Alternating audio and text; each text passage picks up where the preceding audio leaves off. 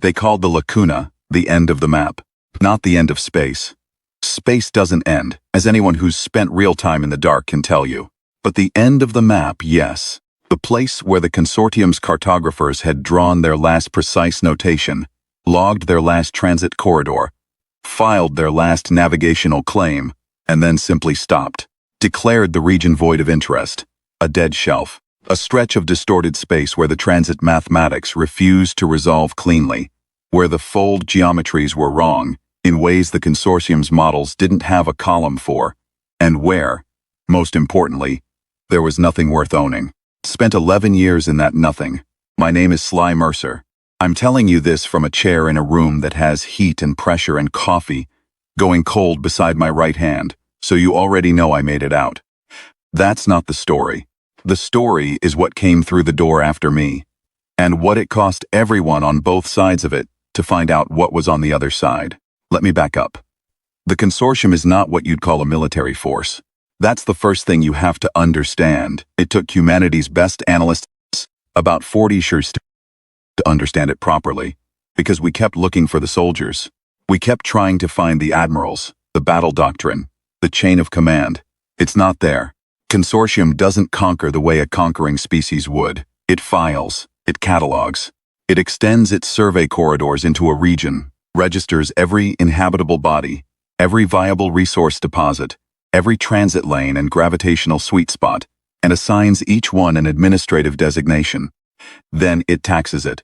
Then, if the inhabitants prove uncooperative with the taxation process, it sends what it calls a compliance formation, which is precisely as bloodless a name as it sounds, and precisely as lethal as the thing it describes.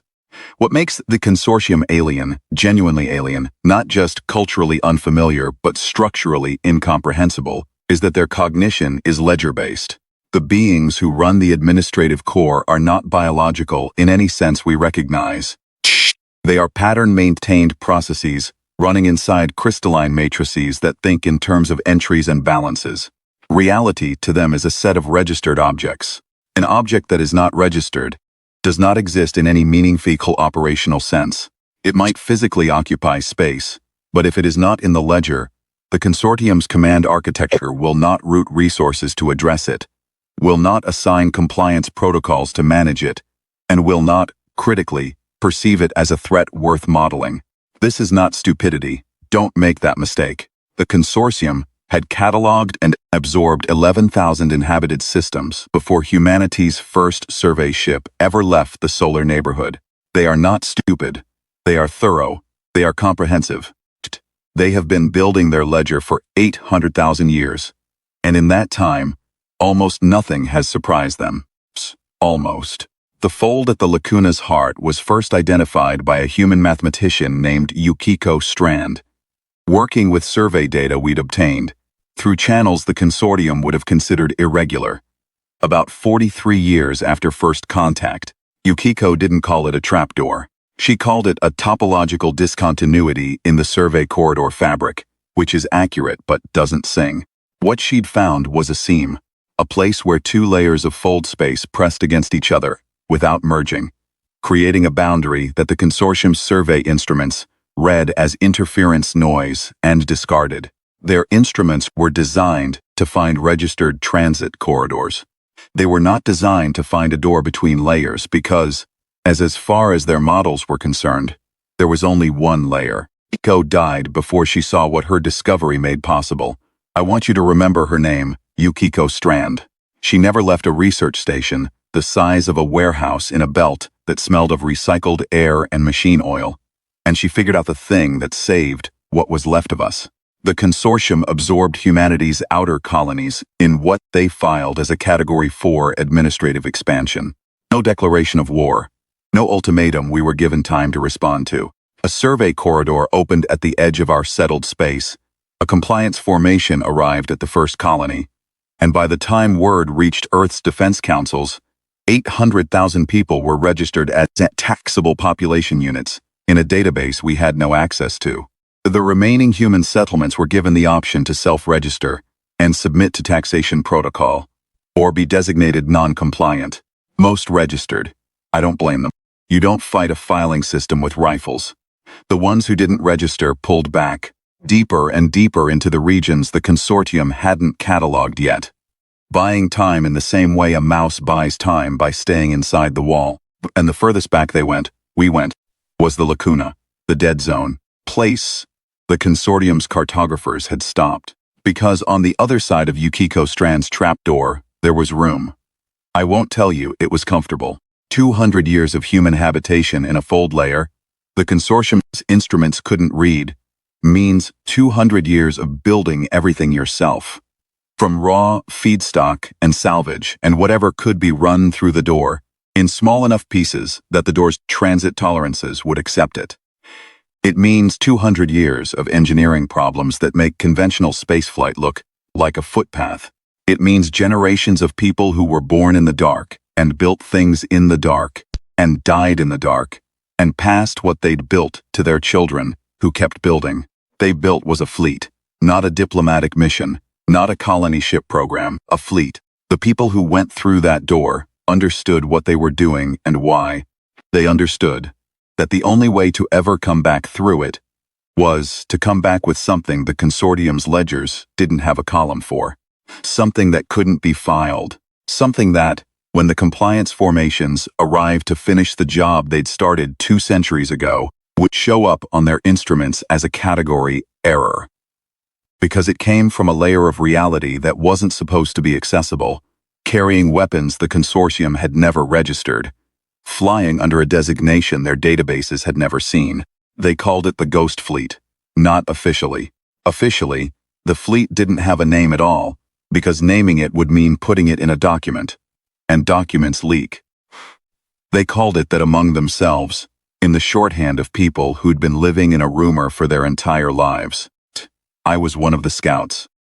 My job was to go through the door from the inside, from the fold layer, come out in the lacuna proper, and run survey lines that told the Ghost Fleet's commanders what they'd be coming into when the door opened for real. How many Consortium administrative platforms were operating in the lacuna fringe? What detection ranges their instruments had? Where the compliance formations were positioned, and how quickly they could concentrate. I was good at it. I was good at it for 11 years. I ran 63 survey insertions into Consortium-monitored space, and I came back from 62 of them without a scratch. The 63rd one was different. I came through the fold 17 million kilometers from the lacuna's inner fringe in a scout hull small enough that the Consortium's long-range survey nets were never designed to flag it. I'd done this 62 times. I had the transit profile memorized the way a man memorizes the layout of his own house in the dark. I knew exactly how much time I had between fold emergence and the moment the survey net's passive sweep cycled through my sector. What I didn't know was that the Consortium had repositioned a deep survey station 3 months earlier. Not because they detected anything. Not because they suspected the fold. Because a senior administrative coordinator in the Lacuna Registry Division had decided the station's previous position was 11 light minutes farther from the optimal survey lane than the filing protocols recommended, and had issued a relocation order to bring it into compliance with those protocols. Bureaucracy nearly killed me. It wasn't dramatic about it. The station's passive array picked up my hull's transit signature before I'd run a quarter of my planned survey track. I had exactly 9 minutes between the alert and the compliance formation's intercept. Enough time to abort, hit the fold return coordinates, and be back through the door. I ran the calculation. I had the return burn queued. Then, the station's communication disruption field came up. And I realized I'd run the calculation wrong, because I hadn't accounted for the disruption field's mass in the local fold geometry. The return burn would take me sideways through the fold, not back through the door. Sat there for about 4 seconds, which is a long time when you have 9 minutes. Then I ran a different calculation. Consortium doesn't kill scouts. That's the other thing you have to understand. It doesn't file them as threats to be neutralized. It files them as anomalies to be assessed, registered, and assigned a compliance status. To the Consortium, I wasn't an enemy combatant. I was an unregistered entity in a survey corridor, which is a category violation, which requires an administrative hearing, which is a process that takes considerably longer than killing me would have. I let them take me. I want to be very clear that this was a choice, and that I made it with both eyes open, and that it was the worst 4 months of my life. The administrative processing center, where they held me, was a platform roughly the size of a small moon, positioned at the lacuna's inner edge. It was staffed, if that's the right word for it, by a combination of biological client species the Consortium had registered over the centuries and the core administrative intelligences themselves, which occupied crystalline processing nodes, about the size of a human fist, distributed through the platform in nodes I estimated at roughly 10,000 per cubic kilometer of structure. They were not cruel. I want to be precise about this too. There was nothing in their treatment of me that was designed to cause suffering. There was, from their perspective, no reason to cause suffering, because suffering was not a variable in the assessment process. The assessment process required was information, and the method for obtaining information from an anomalous unregistered entity was a structured interrogation protocol that lasted 8 hours a day and was interrupted by mandatory nutritional and rest cycles. Because the Consortium's models indicated that biological entities produced more accurate data when maintained within functional parameters. They asked me where I'd come from. I told them I was a deep salvage operator who'd gotten my fold transit coordinates wrong and ended up in the lacuna by accident. They asked my registration number. I told them I didn't have one. They asked me for my point of origin. I told them a colony that had been Consortium registered for 60 years, which was true in the sense that I'd been born there before the compliance formation arrived, and was a registration number I'd memorized from files the fleet's intelligence section had obtained. They filed all of this. They updated their records. And then, about 3 weeks in, a senior administrative coordinator reviewed my case, noticed several inconsistencies in the fold transit trajectory data versus my stated origin point, flagged the discrepancy, and escalated the matter to a higher processing tier. The higher processing tier had better instruments. I spent 4 months in that platform. I told them as little as I could manage, for as long as I could manage it, and when it became clear that the higher processing tier's instruments were going to extract the truth regardless, I shifted my strategy to giving them information that was accurate but out of date. Survey data from insertion runs 2 and 3 years old.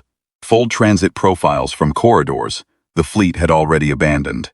Things that were true when they were filed, but that the fleet's positioning had long since made irrelevant. The Consortium processed this information with perfect efficiency. They updated their models. They ran their projections.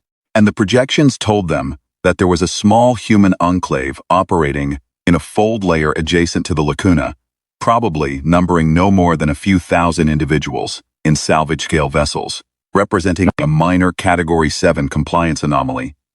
Significant enough to require formal resolution, not significant enough to require immediate compliance formation deployment.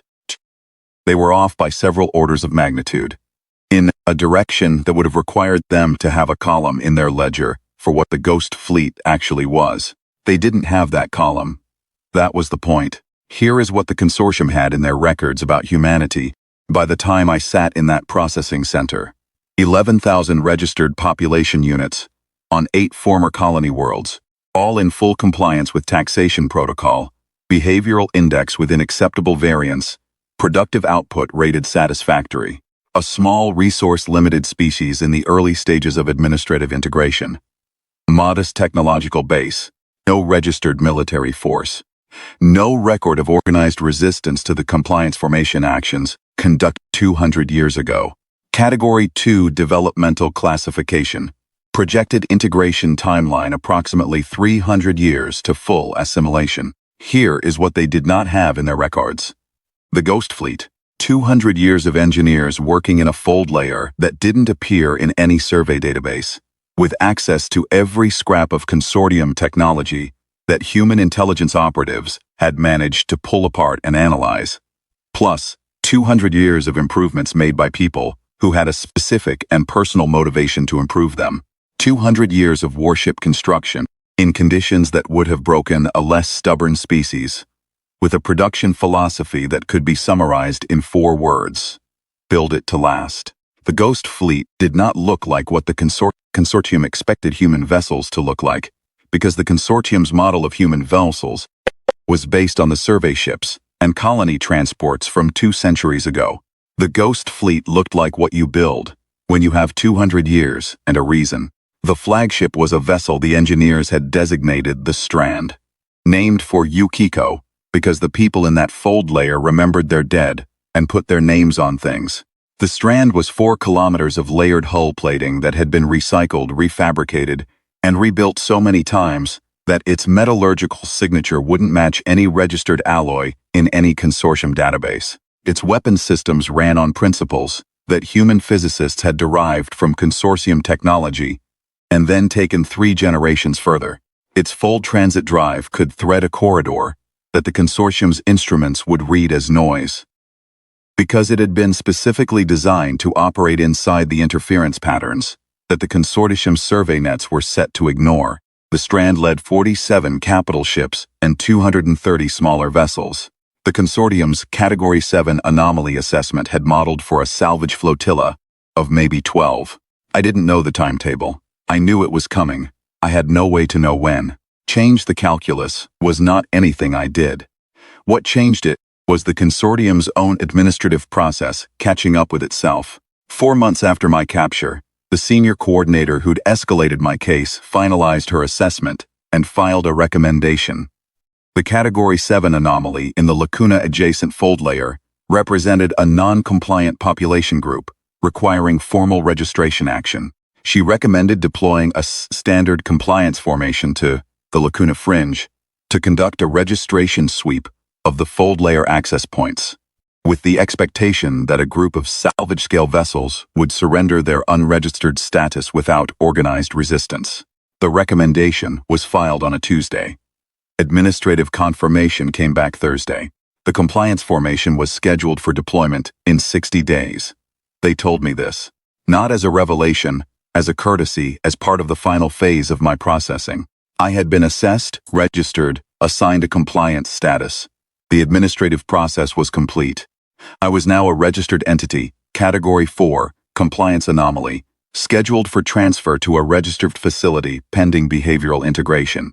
The coordinator who told me all of this was a biological member of a species the consortium had registered 3,000 years ago. Tall, pale, compound-eyed, with a manner so thoroughly bureaucratic that I genuinely could not tell whether she'd chosen this work because she loved it, or because she'd been filed into it so long ago that she'd become it. She told me about the compliance formation deployment, the way you'd tell someone about a change in the weather. 60 days. Standard formation, expected minimal resistance, complete. I listened. I nodded. I ate the nutritional allocation they provided, and I went to the sleeping space they'd assigned me, and I lay in the dark, and I did the math. The Ghost Fleet standing doctrine called for insertion when the fold geometry at the trap door was optimal, which happened in recurring windows of roughly 90 days each. I didn't know where in the current window cycle we were. I didn't know if the fleet's intelligence operatives had learned about the compliance formation deployment, or how quickly they could respond if they had, or whether the 60-day deployment timeline would put the compliance formation at the fold layer access point before or after the next insertion window. What I knew was this. The registered human colonies, the 8 worlds the consortium had filed as compliant, the 11,000 population units living under taxation protocol, were not going to survive another compliance formation action. The last one, 200 years ago, had been filed as a routine registration sweep. The next one, arriving with a target disposition of non-compliant population group, would be filed as a resolution action. The distinction in the ledger was administrative. The distinction in practice was that resolution actions did not leave registered survivors. I had 60 days. I had no communications capability that could reach the fold layer. The consortium's disruption fields inside the platform made any fold-adjacent signal propagation impossible. I had no way out of the processing center's secured section. I had a sleeping space and a nutritional allocation schedule, and an assessment coordinator who filed reports on my behavioral index every 48 hours. What I had, which the consortium had not thought to account for, was time to look at the platform's administrative systems. Not access, I had no access, but visibility. Processing centers' operational displays were running constantly in the common spaces. Because the consortium's models indicated that biological detainees in administrative processing required environmental stimulation to maintain optimal behavioral compliance. The displays showed platform status, maintenance cycles, system routing, transit schedules. Spent 47 days reading those displays. Platform's fold-adjacent monitoring array, the passive sweep system that had detected me in the first place, ran on a maintenance cycle that required a 12-minute calibration window every 31 days. During calibration, the sweep sensitivity dropped to approximately 40% of standard, and the disruption field of platform's intersections had to be pulled back to a reduced coverage footprint to allow the calibration instruments to function. So I knew this because the maintenance schedule was on a display in the common space. I knew it because my supervised estimate had mentioned the calibration cycle twice in passing as part of explaining the platform's operational routine. I knew it because I had been a scout for 11 years, and what scouts do, what we are actually, functionally for, is read the environment we're put in and find what isn't supposed to be there. The next calibration window was on day 49. On day 48, the coordinator informed me that my transfer to a registered integration facility had been moved forward. It was being transferred on day 52. The compliance formation had received administrative expedite status. 60 days had become 45.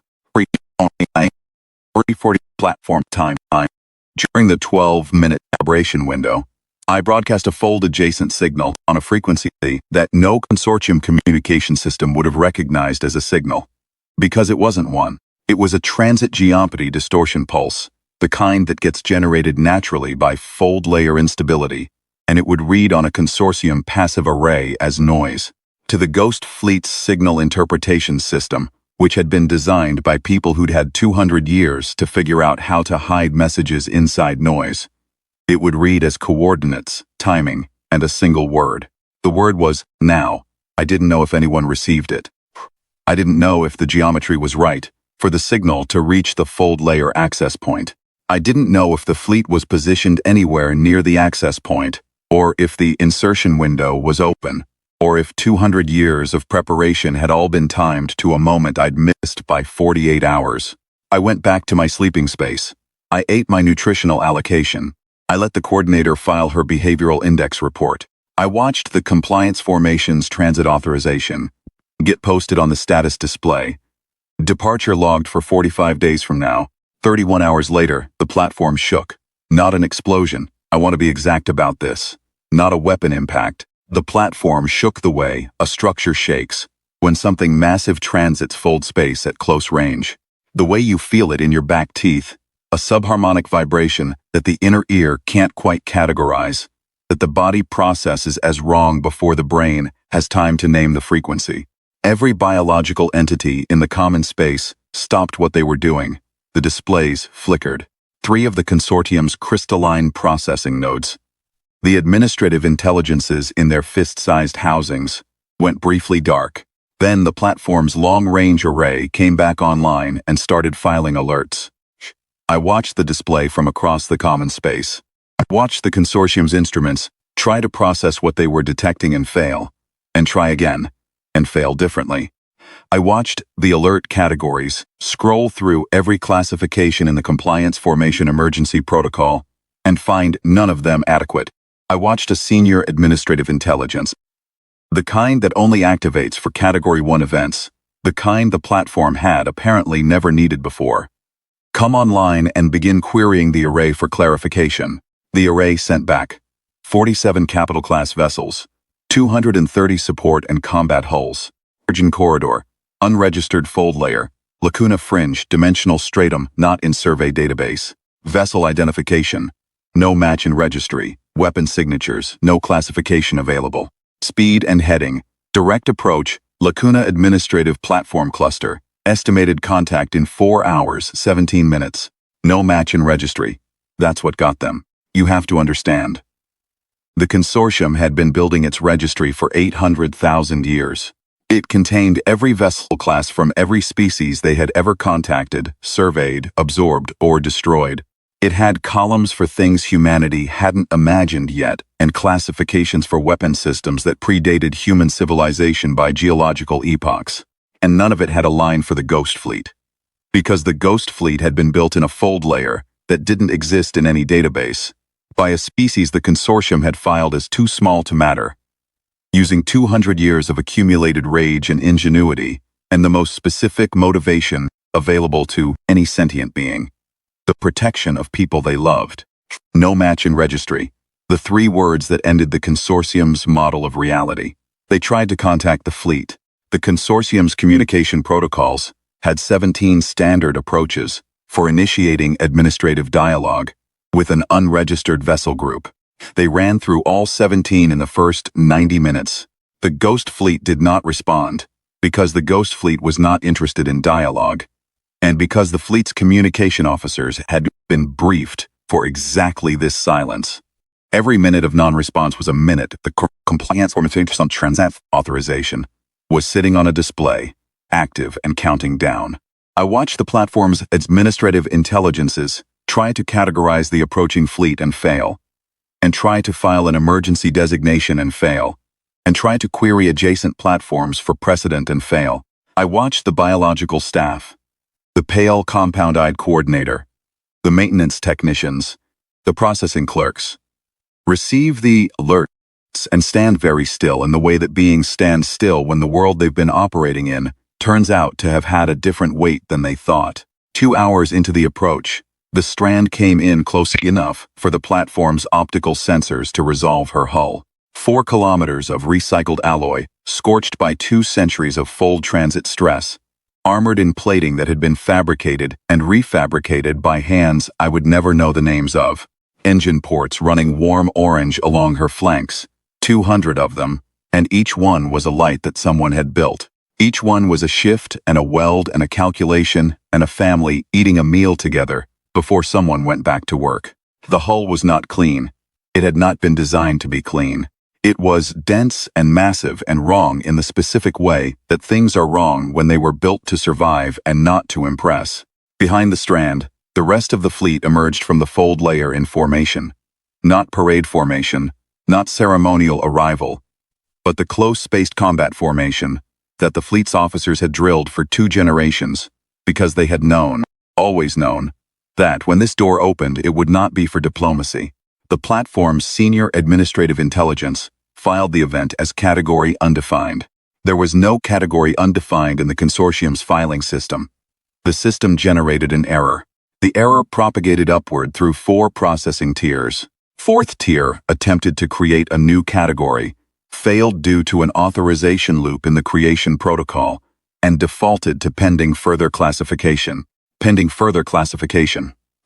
While 47 capital ships came through a door that wasn't supposed to exist. The strand fired first, felt it in the deck, a frequency shift, a vibration that was different from the fold transit shaking, lower and more sustained. The platform's outer monitoring array went dark on its starboard quadrant. Not destroyed. Disabled surgically, in a targeting solution that had been calculated and refined for years from the survey data that 63 scout runs had brought back through the door. Coordinator, who had managed my assessment, appeared in the doorway of the common space. She looked at the displays. She looked at the alert cascade. She looked at me. I don't know what she was thinking. I don't know what a species that's been a client of an 800,000-year system thinks when the system fails. In a way, the system has no column 4. Maybe she thought about the Category 7 anomaly assessment that had recommended a standard sweep. Maybe she thought about the 1,000 Rajasthan registered depopulation it's on the 8 colony worlds fee. Maybe she just thought about the platform's emergency protocol and whether there was anything in it that addressed what was happening. She asked me one question. She used the Consortium's administrative phrasing, which strips the emotion out of things in a way that can sound almost dignified, and she asked, "Was this your communication?" I said yes. She filed that. I watched her hand the report to the nearest processing node, and I thought about Yukiko Strand, who found the door. I thought about the engineers who went through it. I thought about the children who grew up on the other side of it and built the thing I was watching come through it now. The formation deployment authorization, I said. File a cancellation. She looked at me for a moment. Then she looked at the display, where the strand was holding position 200 kilometers off the platform's bow, and the rest of the fleet was fanning into coverage formation around the platform cluster. And 47 vessels with no registration number and no match in the database had just made it very clear that the Lacuna was not a dead zone. She filed the cancellation. I'm not saying that's all it took. It wasn't. The next 72 hours involved negotiations that I won't detail here, in part because I wasn't present for most of them, and in part because the details are still classified by the fleet's administrative authority, which is a phrase I find almost funny, that we have an administrative authority now, that we do our own filing. The Consortium's senior intelligences were not incapable of adjusting their models. They had, after all, been built to process new data. The new data was simply larger and less expected than anything their models had been calibrated for. The colony worlds were not touched. That was the first and non-negotiable condition. And the fleet had positioned 2 capital ships over each registered colony before the negotiations began. Because the Ghost Fleet's commanders had been building toward this day for 2 generations, and they were not going to let paperwork happen while they negotiated. The Ghost Fleet is not in the Consortium's registry, even now. It was a condition of the settlement. The fleet's vessels remain filed as pending further classification, which is not a real category, which means they exist in the Consortium's administrative system in a state of permanent bureaucratic incompleteness, present, active, armed, and formally unresolvable. The Consortium's models are updated every processing cycle to attempt a classification and fail. I'm told the propagates through 4 processing tiers every single time. I'm told a senior administrative intelligence has been dedicated full-time to the classification problem. I'm told it has not made progress. I think Yukiko Strand would have found that funny. I got off the platform 4 days after the fleet came through. The Strand sent a shuttle. I walked through the docking collar into a ship that smelled of machine oil and recycled air and something that might have been coffee, if coffee had been manufactured by people who had never seen a coffee plant, but had a very detailed technical description of one. I sat down in a chair, in a corridor that vibrated faintly with the drive frequency of 4 kilometers of warship that hadn't been in any database until 36 hours ago. An officer I didn't recognize asked me if I needed medical attention. I said no. She filed that, which struck me as funny, under the circumstances. I asked her what it was like, coming through the door. She thought about it for a moment. She was young, maybe 30, born on the other side, never been through the fold in her life until now. She'd grown up building toward a door she'd never walked through, for a fight she'd never fought, for people she'd never met on worlds she'd only seen in survey maps. She said, it was exactly what we built it to be. That's what I remember. Not the Consortium's instruments failing, not the category undefined error, not the negotiations or the Alsace settlement or the cancellation of the deployment authorization. Though every one of those things was necessary and right, and matters enormously to the 11,000 people on 8 worlds who are still here because of it. What I remember is the way she said it. Without pride, without performance, without any of the things you'd expect from someone who'd just done something that 800,000 years of filing had said couldn't be done. Just a statement of fact, just a carpenter saying the joint held. It was exactly what we built it to be. The Lacuna is not on the Consortium's maps as a dead zone anymore. It's filed as a restricted transit corridor under a designation that translates, roughly, to region requiring extraordinary administrative caution, which is the closest the Consortium's registry has ever come, in 800,000 years, to saying, we don't know what's in there. We don't know what comes out of it, and we are not, under any circumstances, going to find out the hard way again. Still go through the door sometimes. Old habit. The fold layer has settlements now. Real ones with names and streets and children who have never known what it was like before. They're building things. Still. They're always building things on the other side of that door. I don't know what they're building now, and I don't ask. Because I've learned that what humanity builds, when it has time and a reason, is better left as a surprise. The galaxy learned that too. It only needed to learn it once.